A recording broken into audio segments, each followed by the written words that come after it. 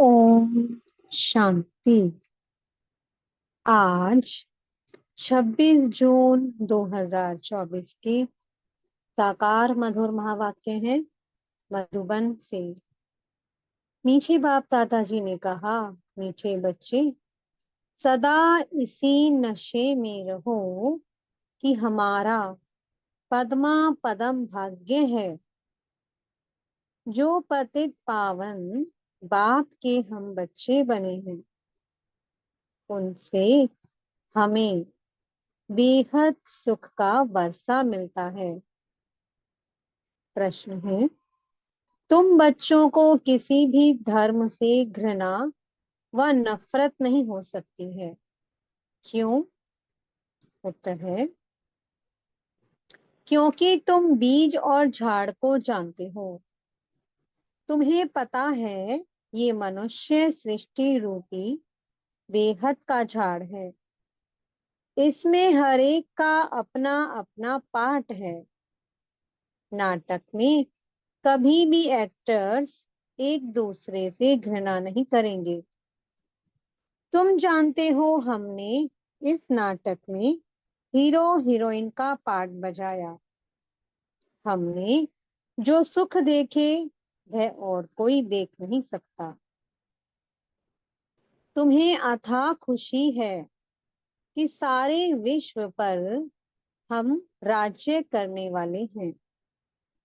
मुझे बाबा ने कहा, तुम्हें अथाह खुशी है कि सारे विश्व पर राज्य करने वाले हम हैं। ओम शांति। ओम शांति कहने से ही बच्चों को जो नॉलेज मिली है वह सारी बुद्धि में आ जानी चाहिए। बाप की भी बुद्धि में कौन सी नॉलेज है?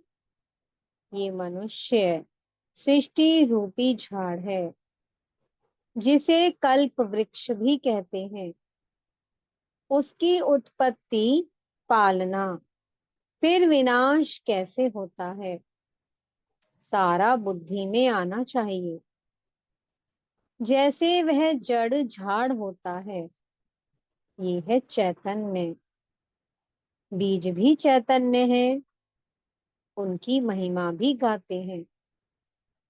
वह सत्य है, चैतन्य है, अर्थात झाड़ के आदि मध्य अंत का राज समझा रहे हैं। कोई भी ऑक्यूपेशन को जानता नहीं। प्रजापिता ब्रह्मा के ऑक्यूपेशन को भी जानना चाहिए ना।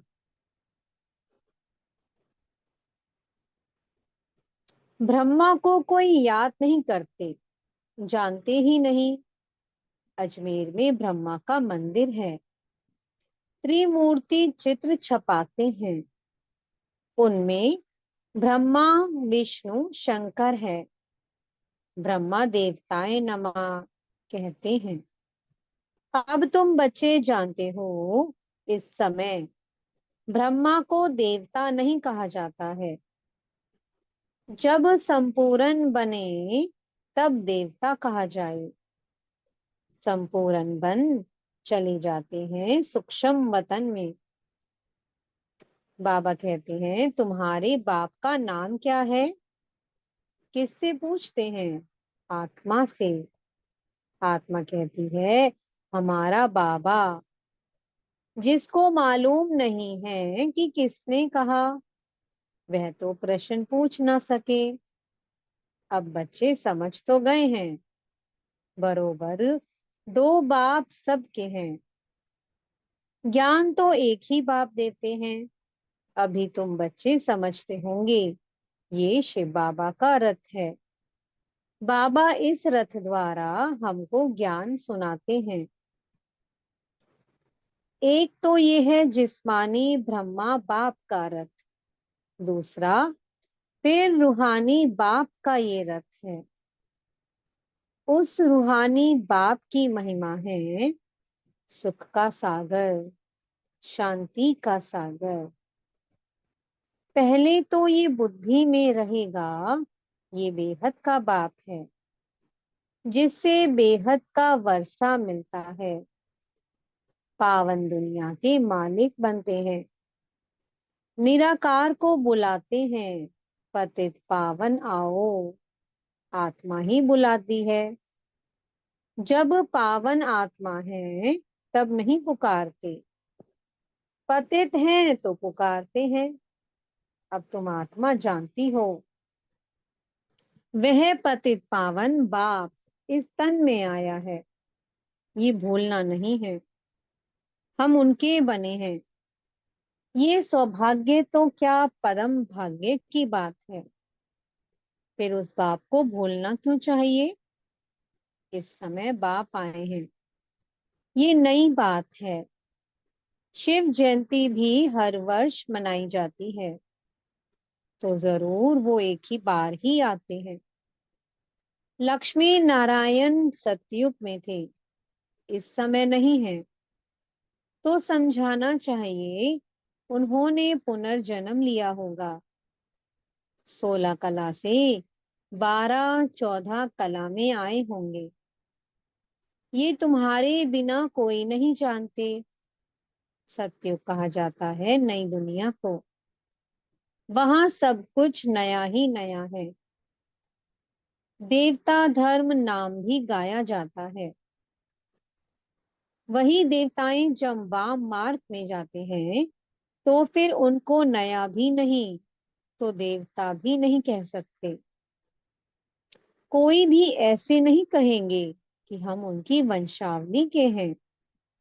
अगर अपने को उस वंशावली के समझते तो फिर उन्हों की महिमा अपनी निंदा क्यों करते। महिमा जब करते हैं तो जरूर उन्हों को पवित्र, अपने को अपवित्र पतित समझते हैं। पावन से पतित बनते हैं, पुनर्जन्म लेते हैं। पहले पहले जो पावन थे वही फिर पतित बने हैं। तुम जानते हो, पावन से अब पतित बने हैं।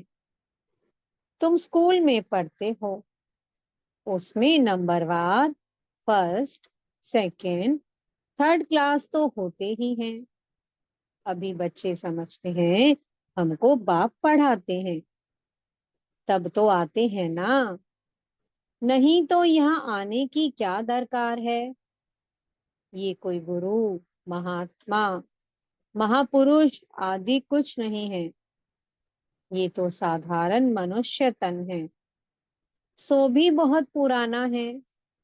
बहुत जन्मों के अंत में प्रवेश करता हूँ, और तो कोई इनकी महिमा नहीं, सिर्फ इसमें प्रवेश करता हूँ, तब इनका नाम होता है।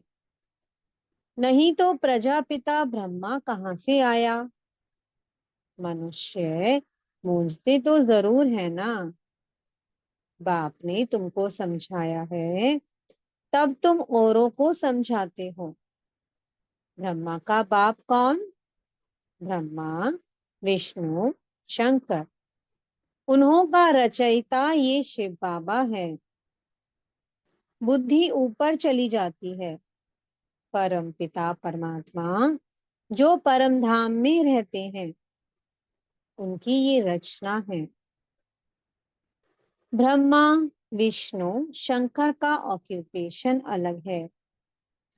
कोई आपस में 3-4 होते हैं, सबका ऑक्यूपेशन अपना अपना होता है। पार्ट हर एक का अपना अपना है।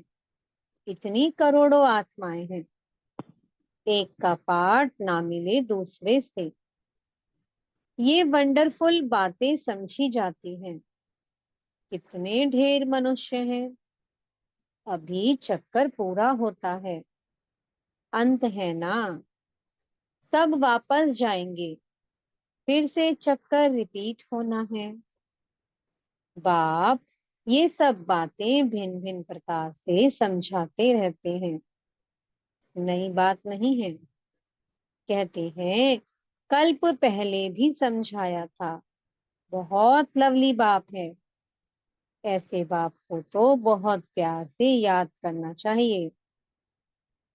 तुम भी बाप के लवली बच्चे हो ना। बाप को याद करते आए हो। पहले सब एक की पूजा करते थे, भेदभाव की बात है नहीं। अभी तो कितना भेदभाव है। ये राम के भक्त हैं, ये कृष्ण के भक्त हैं। राम के भक्त धूप जगाते तो कृष्ण का नाक बंद कर देते हैं। ऐसी भी कुछ बातें शास्त्रों में हैं। वो कहें हमारा भगवान बड़ा, वो कहें हमारा बड़ा, दो भगवान समझ लेते हैं। तो रॉन्ग होने के कारण सब अनराइटियस काम ही करते हैं। बाप समझाते हैं, बच्चे, भक्ति भक्ति है, ज्ञान ज्ञान है। ज्ञान का सागर एक ही बाप है, बाकी वो सब है भक्ति के सागर। ज्ञान से सद्गति होती है। अभी तुम बच्चे ज्ञानवान बने हो। बाप ने तुम्हें अपना और सारे चक्कर का भी परिचय दिया है, जो और कोई दे ना सके। इसलिए बाप कहते हैं, तुम बच्चे हो स्वदर्शन चक्रधारी। परम पिता परमात्मा तो एक ही हैं, बाकी सब बच्चे ही बच्चे हैं। परम पिता अपने को कोई कह ना सके। जो अच्छे समझदार मनुष्य हैं, समझते हैं ये कितना बड़ा ड्रामा है। उनमें सब एक्टर्स अविनाशी पार्ट बजाते हैं। वे छोटे नाटक तो विनाशी होते हैं। ये है अनादि, अविनाशी, कभी बंद होने वाला नहीं है। इतनी छोटी आत्मा, इतना बड़ा पार्ट मिला हुआ है, शरीर लेने और छोड़ने का और पार्ट बजाने का। ये बातें कोई शास्त्रों में नहीं है। अगर इसको किसी गुरु ने सुनाया होता तो उनके और भी फॉलोअर्स होते ना। सिर्फ एक फॉलोअर क्या काम का। फॉलोअर तो वह है जो पूरा फॉलो करे। इनकी ड्रेस आदि तो वो है नहीं। वो इन कौन कहेंगे शिष्य है।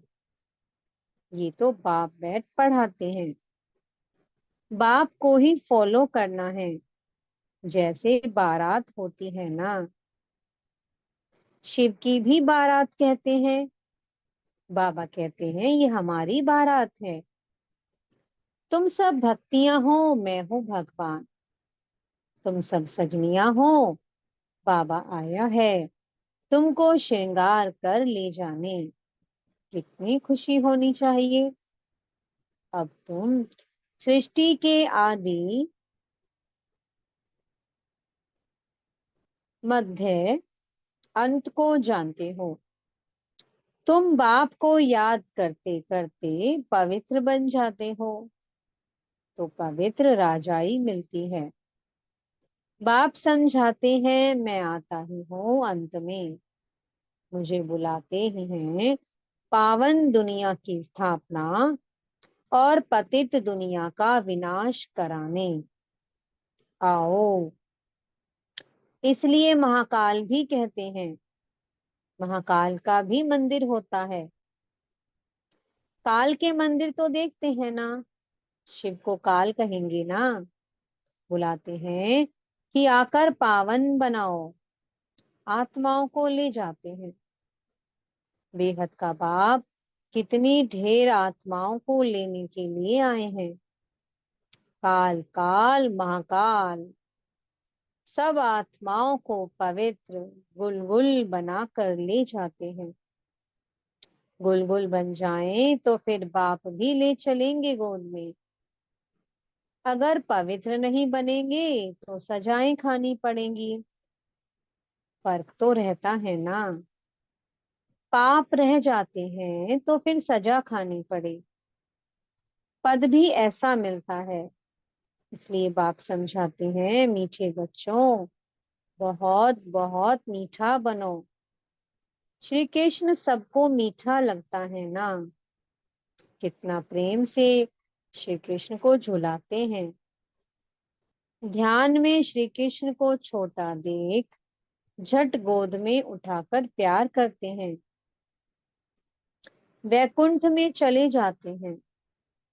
वहां श्री कृष्ण को चैतन्य रूप में देखते हैं। अभी तुम बच्चे जानते हो, सचमुच वैकुंठ आ रहा है। हम भविष्य में ये बनेंगे।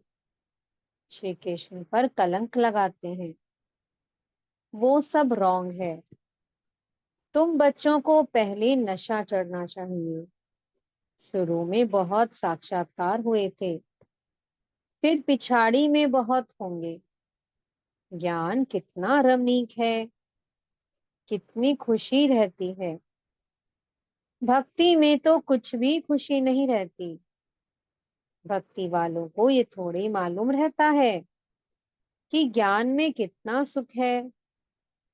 भेंट कर ना सके। तुम बच्चों को पहले ये नशा चढ़ना चाहिए। ये ज्ञान सिवाय बाप के कोई भी ऋषि मुनि आदि दे नहीं सकते हैं।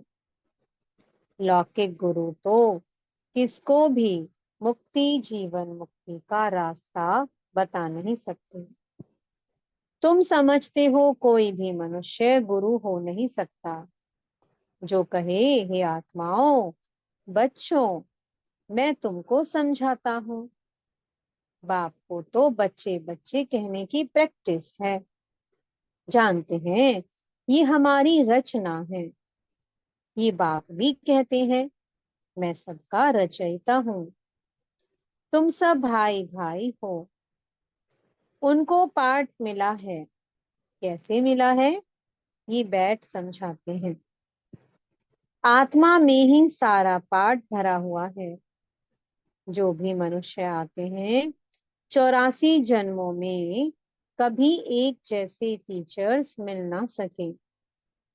थोड़ी थोड़ी चेंज होती जरूर है।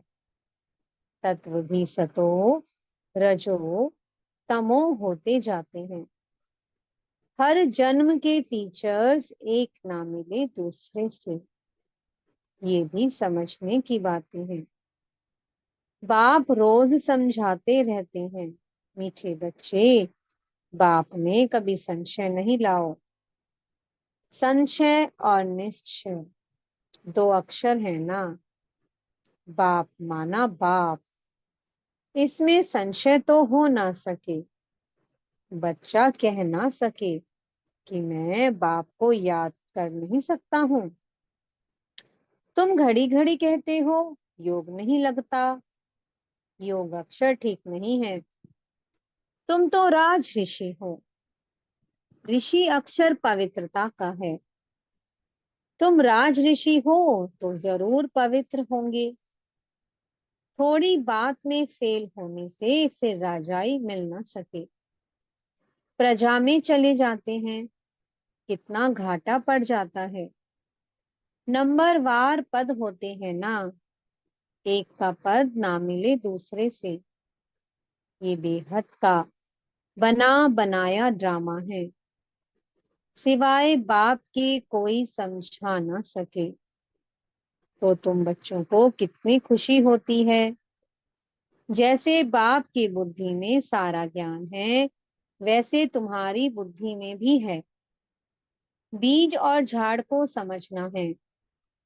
मनुष्य सृष्टि का झाड़ है। इनके साथ बनियन ट्री का मिसाल बिल्कुल एक्यूरेट है। बुद्धि भी कहती है हमारा आदि सनातन देवी देवता धर्म का जो थुर था, वह प्राय लोप हो गया है। बाकी सब धर्मों की टाल टालियां आदि खड़ी हैं। रामानुसार ये सब होना ही है। इसमें घृणा नहीं आती। नाटक में एक्टर्स को कभी घृणा आएगी क्या? बाप कहते हैं, तुम पतित बन गए हो, फिर पावन बनना है। तुम जितना सुख देखते हो उतना और कोई नहीं देखते। तुम हीरो हीरोइन हो, विश्व पर राज्य पाने वाले हो, तो अथाह खुशी होनी चाहिए ना। भगवान पढ़ाते हैं, कितना रेगुलर पढ़ना चाहिए, कितनी खुशी होनी चाहिए।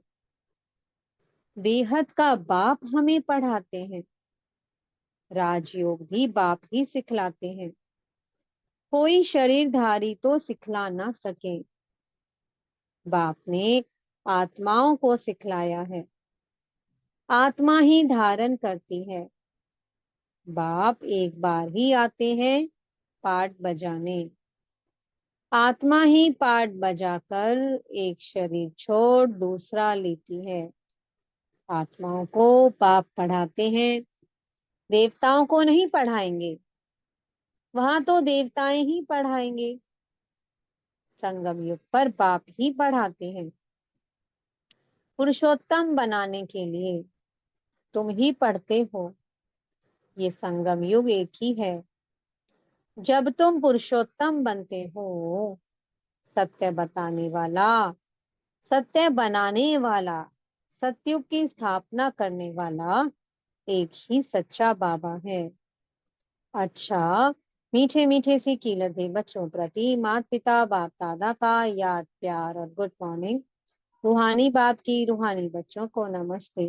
हम रूहानी बच्चों की मीठे रूहानी बाप दादाजी को बहुत बहुत याद प्यार, गुड मॉर्निंग और नमस्ते। धारणा के लिए के सार है। पहला पॉइंट, संगम युग पर डायरेक्ट भगवान से पढ़ाई पढ़कर ज्ञानवान आस्तिक बनना और बनाना है। कभी भी बाप का पढ़ाई में संशय नहीं लाना है। दूसरा पॉइंट है, बाप समान लवली बनना है। भगवान हमारा श्रृंगार कर रहे हैं, इस खुशी में रहना है। किसी भी एक्टर से घृणा व नफरत नहीं करनी है।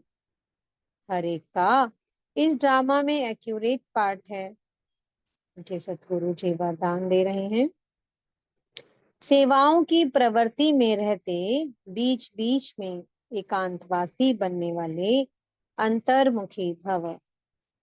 साइलेंस की शक्ति का प्रयोग करने के लिए अंतर्मुखी और एकांतवासी बनने की आवश्यकता है। कई बच्चे कहते हैं अंतर्मुखी स्थिति का अनुभव करने व एकांतवासी बनने के लिए समय ही नहीं मिलता, क्योंकि सेवा की प्रवृत्ति, वाणी के शक्ति की प्रवृत्ति बहुत बढ़ गई है। लेकिन इसके लिए इकट्ठा आधा घंटा व 1 घंटा निकालने की बजाय बीच बीच में थोड़ा समय भी निकालो तो शक्तिशाली स्थिति बन जाएगी। स्लोगन है, ब्राह्मण जीवन में युद्ध करने के बजाय मौज मनाओ तो मुश्किल भी सहज हो जाएगा। ओम शांति। बहुत बहुत शुक्रिया प्यारे प्यारे हमारे मीठे मीठे बाप दादा जी का। ओम शांति।